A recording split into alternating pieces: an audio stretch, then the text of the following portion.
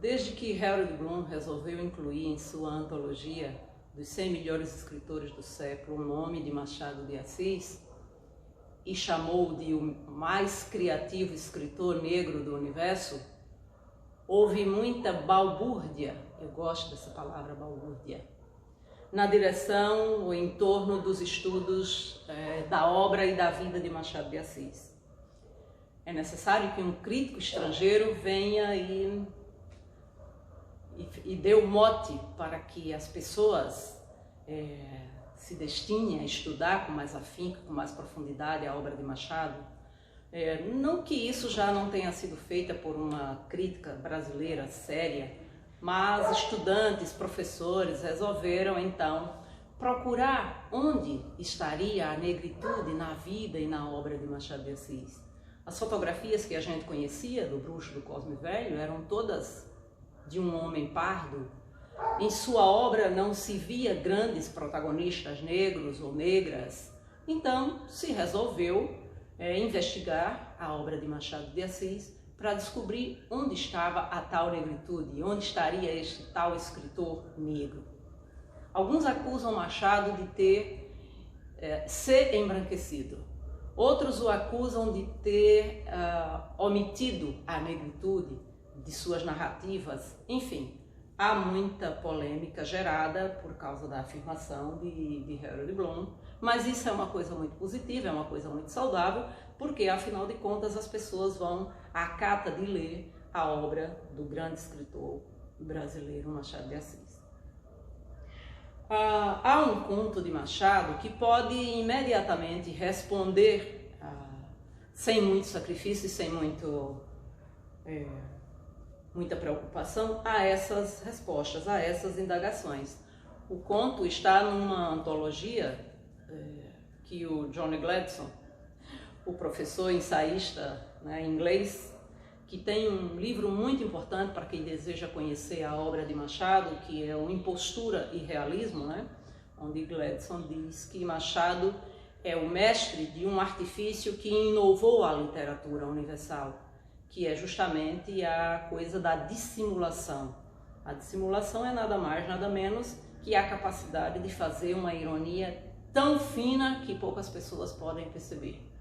Mas foi com isso que ele fez as Memórias Póstumas de Brás Cubas, aquele defunto falador. Foi com isso que ele criou no artifício da traição de Capitu a Bento Santiago uma sorrateira crítica à sociedade imperial. Enfim, é com essa ironia que Machado sempre constrói a sua obra. Mas o conto de que nós falamos aqui, na antologia escolhida por Johnny Gladstone, chama-se Pai contra Mãe. E Machado começa o conto de uma maneira já muito provocante. Ele começa a descrever os instrumentos de tortura daquela época, Brasil Império, às vésperas da abolição da escravatura. Ele descreve a máscara de tortura, as correntes, os ferros que iam aos pés, mas ele faz uma pergunta, ele levanta já uma questão na primeira frase do conto.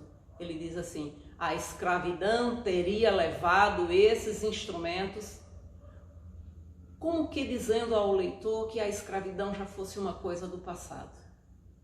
E a gente se pergunta se a escravidão foi realmente uma coisa do passado, ou se alguns instrumentos de opressão, de castigo e de tortura não estão presentes aí nos dias atuais. Bom, no Pai contra Mãe, Candinho, que é o personagem principal, tem uma profissão um pouco louvável, que é a de capturar escravos. E por eles capturar escravos que fugiam e por eles receber recompensa dos senhores. Mas Candinho, apaixonado pela jovem Clara, sobrinha da tia Mônica, os dois jovens estão muito apaixonados. E Candinho se casa com Clara. Pobres, ela acaba engravidando, porque um casal de jovens quer ter filhos, embora a tia Mônica tenha advertido muitas vezes que aquela criança não teria condição de ser criada por eles não tinham dinheiro para isso, e que acabaria sendo levada para a roda dos enjeitados. Mas Candinho quer ter um filho e Clara quer ter um filho. Vivem numa casa de aluguel e quando já está na semana da criança nascer, com 3 meses de aluguel, né, atrasado, eles são despejados da casa e vão morar de favor num quartinho dos fundos de uma vizinha. E é nesse quartinho dos fundos que a criança nasce. E a tia Mônica começa a insistir que está faltando comida, porque Candinho nunca mais capturou um escravo, não tem dinheiro e aquela criança vai ter que ser entregue. E um dia, já não tendo mais nada em casa, sob choro de sua mulher, de Clara, Candinho é obrigado a levar o filho à roda dos enjeitados e agasalha a criança e o vai acalentando numa noite fria do Rio de Janeiro e começa a pedir a Nossa Senhora para que a escravizada Arminda aparecesse. Isso salvaria o filho dele. E eis que a Arminda aparece, o vulto de Arminda.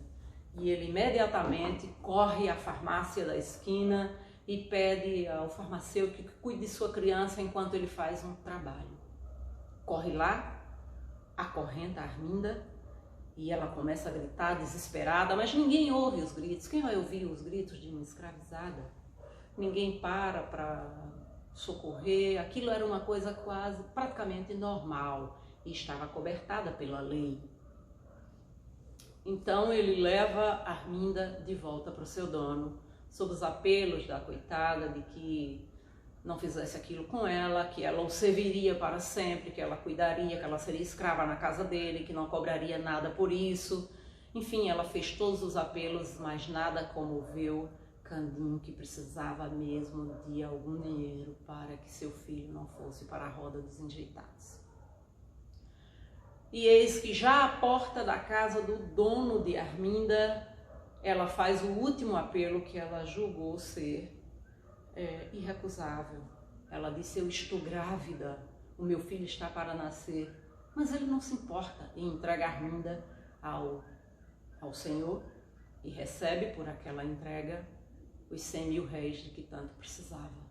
Ali mesmo na sala, sangrando, Arminda dá à luz ao seu filho, que nasce morto.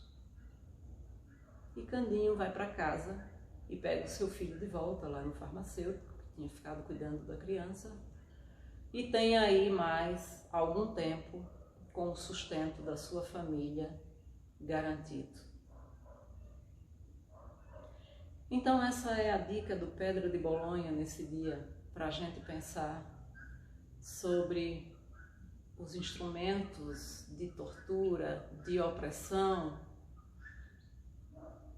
que nos afligem e que nos afrontam nos dias de hoje. Pode ser uma máscara, pode ser uma palavra, pode ser uma doença. Estamos todos debaixo, de certo modo, de algum tipo de tortura. Mas quer conhecer a negritude na obra de Machado? Está aí. Foi assim que Machado colocou a elite ou as elites no foco da sua crítica, no foco da sua ironia tão fina, tão sutil, denunciando os males da escravidão, da escravatura e os males da sociedade de uma forma geral. Dica do Pedro de Bolonha.